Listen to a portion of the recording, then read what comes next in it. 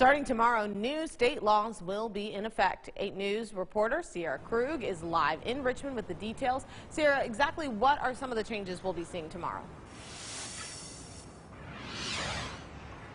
Well, Deanna, I'm actually here at the Virginia State Capitol right now, and when you wake up tomorrow here in Virginia, there will be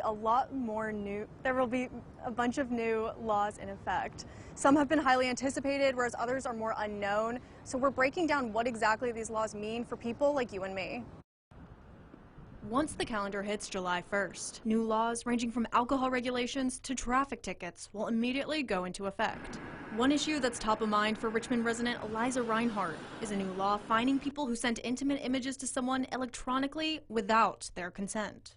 I think it can definitely empower women. Starting July 1st, anyone who knowingly sends someone an explicit photo, video, any recording or digital image, a crime referred to as cyberflashing, is considered to be trespassing and will owe the recipient $500. I think if I asked anyone I knew, like any of my friends, whether recently or like in high school, if they were like sent an unwanted picture that was explicit, they would all be like, oh yeah. Reinhardt says this especially impacts young women. Our rights are going down more and more as the days go by, so I guess it's one thing that we have.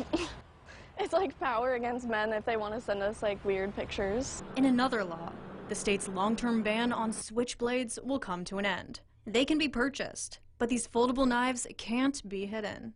5 new alcohol-related laws may make your 4th of July celebrations more accessible. One allows people to order alcoholic beverages to go from licensed third-party deliverers. And you can also bring more alcohol into Virginia from out of state. Speaking of travel, July 1st could also mean less traffic tickets. Sheriff and local police departments can no longer require officers to give out a set number of tickets known as ticket quotas. 8 News talked with community members about their thoughts on these different new laws coming up. Some people tell us these laws seem obvious. The cyberflashing punishment, one that 2 men say they thought was already in place. Reinhardt adds she's happy to see lawmakers outlining tangible rules and punishments, but that she's not sure how strong the actual impact will be. Kind of like performative in a way, not super accessible to just like call out abusers.